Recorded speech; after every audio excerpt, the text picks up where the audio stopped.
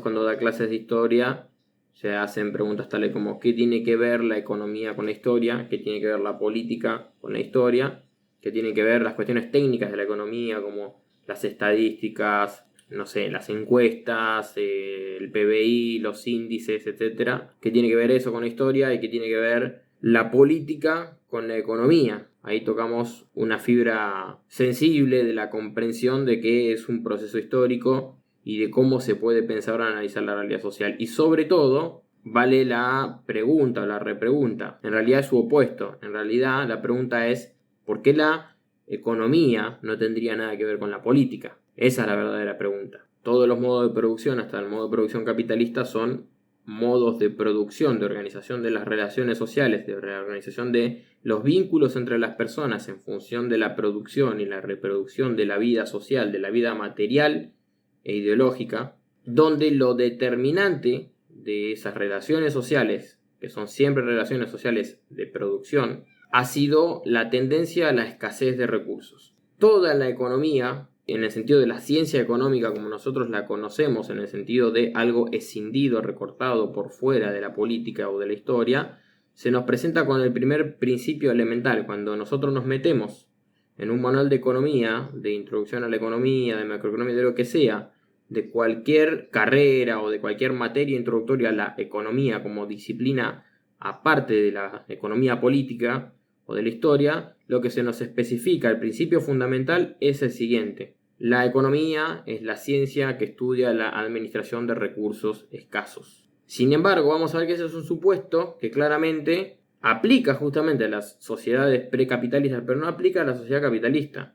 Justamente, si hay una característica esencial del capitalismo, es que es una sociedad en donde las crisis que tiene este modo de producción social no residen en la carencia, en la falta de instrumentos para la reproducción y la producción de la vida social, sino en su exceso. Las crisis capitalistas son crisis de sobreproducción, no lo vamos a explicar acá, pero vamos a darlo por supuesto. Si bien es cierto que desde el auge del poder burgués, es decir, simplifiquemos de este modo, desde el surgimiento de la revolución industrial o de la doble revolución, que es la revolución industrial más la revolución política, que es la revolución francesa, desde ese periodo hasta el momento, lo determinante es justamente la ideología burguesa, la ideología de la clase dominante, que concluye que la economía y la política son dos ciencias que tienen que ir por separado. Por eso, la formación económica que tenemos es una educación en donde se escinde la comprensión de la economía del análisis político.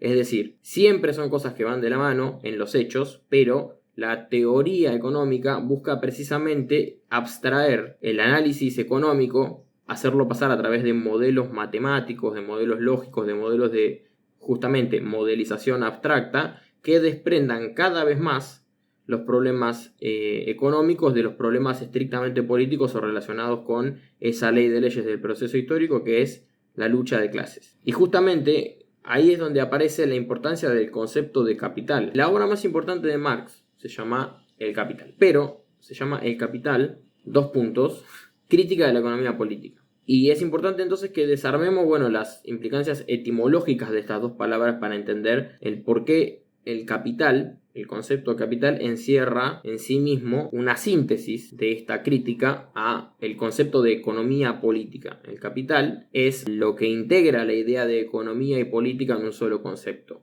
Cuando hablamos de economía política de algún modo, estamos hablando de un modo más reducido de aquello que se llama el capital, porque hay una unidad indivisible entre la política y los aspectos económicos. La etimología de economía viene del griego oikosnomia, es decir, casa, regla, poner las reglas en la casa, poner las cuentas en orden, ajustar lo relativo a la casa a una regla, es decir, el ordenamiento de lo doméstico. No hay una escisión tajante entre los problemas domésticos y los problemas de la administración de las relaciones que están dentro de una casa y obviamente de las relaciones sociales que envuelven una casa. Y el término política viene de polis, es relativo a la ciudad. En Grecia ciudad era igual a estado, las ciudades eran ciudad-estado y el estado era un estado particular de relaciones entre los ciudadanos, no sé si me van siguiendo.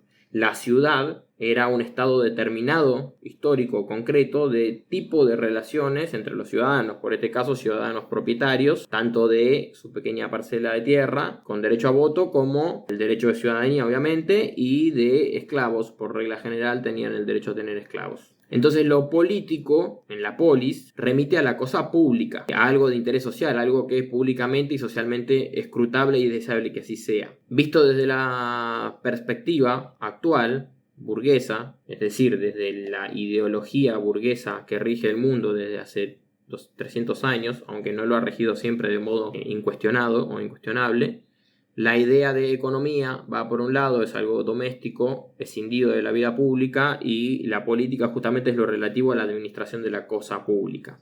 Marx no hace este análisis etimológico. Justamente lo que hace Marx en El Capital es que analiza las relaciones sociales en esta modernidad burguesa. Es una sociedad que se estructura en base a una economía que busca prescindir constantemente de la política. Es decir, ¿qué están haciendo los economistas clásicos como Smith, Ricardo, a los que él va a destrozar en su obra? Ellos se esfuerzan por modelizar la economía acorde a criterios matemáticos, dicen. La economía es algo que se tiene relación con la administración de las empresas, que son privadas. Y lo que pasa con esas empresas, que son privadas, es que no es algo en lo que haya interés público. La sociedad no tiene por qué meterse, el Estado no tiene por qué meterse. Entonces lo que se empeñan en ocultar, en definitiva, los clásicos, es el carácter político de la economía, el carácter de interés social que tiene una empresa, por ejemplo. Si yo produzco comida y aumento los precios, pero nadie puede revisar los libros, entonces estoy modificando la cosa pública. Pero con la ficción legal, de decir que no es algo que competa a la sociedad, nadie tiene el derecho legal a venir a cuestionar lo que yo hago con ese aumento de precios, si es legítimo, si es lícito, etc. El Estado entonces no tiene que meter la nariz en lo privado, y la ciudadanía se basa para el liberalismo clásico, tanto como para los actualmente llamados liberales o libertarios, que han hecho un abuso de la palabra libertario que es vomitiva. La ciudadanía para el liberalismo se trata justamente de impugnar el derecho de la sociedad a escrutar lo que pasa con las unidades de producción o con el capital. El capitalista, el que tiene la cosa económica, el que tiene la cosa privada que defender, razona con esta lógica. Mi kiosco, mis intereses, no hay interés público en eso. Bueno, ¿y qué es lo que a mí me interesa destacar de este abordaje que hace Marx de la perspectiva del capital? Que en ese ejercicio de quitarle la palabra política a la palabra economía, lo que están haciendo los economistas burgueses es justamente cubrir el carácter social de esa propiedad privada, ocultarlo, quitarlo de la esfera pública. Cuando uno entiende esto, se da cuenta de que el capital no podía solo llamarse el capital, tenía que llamarse también crítica de la economía política. Porque Marx lo que hace es que va a salvar la economía política de los que la quieren, digamos, castrar de ese contenido social y convertirlo en una mera cuestión cuantitativa. Es decir, que oculta las cualidades de explotación que esa economía encierra. Pero también va a generar un concepto específico que sintetice y supere esta dicotomía entre lo público y lo privado. Por eso cuando Marx habla del capital no está hablando del tesoro de la propiedad del burgués, como nos dice un liberal, y nos quita el derecho a opinar sobre aquello que no es propio. Marx nos está hablando de las relaciones sociales que ese concepto encierra. Los liberales, cuando nos dicen el capital son las cosas que tiene el burgués, los factores económicos que ofrece, nos están diciendo que el capital es algo ajeno al resto de la sociedad, que es algo privado, que no es social. Y el capitalista entonces viene y ofrece lo que tiene. Bueno, muchas gracias, señor, yo no tenía laburo, usted vino, puso una fábrica, gracias por hacer esta inversión porque bien podría haberse guardado la plata. Esto, aclaremos, es una falacia en todo sentido, porque el capitalista se ve compelido económicamente, no por caridad, a invertir su capital justamente para seguir siendo capitalista. En cambio, cuando Marx habla del capital, habla de la totalidad de las relaciones, del entramado social que hace posible que las relaciones de propiedad se presenten como algo privado, o sea, de algo sin interés público. Sin ser un adulador, pero Marx era verdaderamente un genio. Es que la potencia de su método nunca se ve a primera vista. Solo se lo ve cuando hacemos el primer trabajo, que es destruir los a priori burgueses. Es decir, cuando partimos de quitarle a los conceptos con los que vamos a estudiar un problema, toda su significación ideológica. Cuando agarramos un concepto y decimos, vamos a quitarle todo lo que no tiene de esencial, todo aquello que no tiene de idéntico con la realidad material que describe, con la realidad de las relaciones que describe, toda la carga de banalidad y mentira que se monta sobre ellos, que emana de distintos dispositivos ideológicos burgueses. Uno de esos dispositivos burgueses, uno prioritario, justamente es la economía liberal clásica, que ahora está teniendo una remake de moda porque estamos en lo que, bueno, a mi juicio es una tercer remake de liberalismo.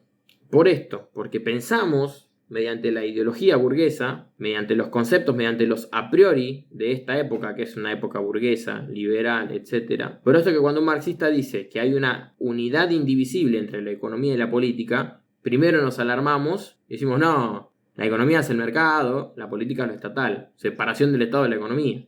Pero como diría Heidegger en este punto, tipo que no por reaccionario dejaba de tener razón en algunas cosas que decía, hay que preguntarse mediante quién somos hablados. Y bueno, somos hablados por la burguesía. Cuando nos horrorizamos, cuando queremos escindir la economía de la política, lo que estamos haciendo es que estamos siendo hablados. Estamos hablando a la burguesía, es decir, estamos siendo voceros de la burguesía, defendiendo sus intereses ideológicamente. Con nuestra palabra y nuestra boca somos paladines de los intereses de la burguesía. ¿Por qué? Porque no hicimos la tarea, que es quitar los a priori burgueses, los a priori ideológicos de nuestros conceptos y ver la realidad en sus relaciones materiales tal y cuales son.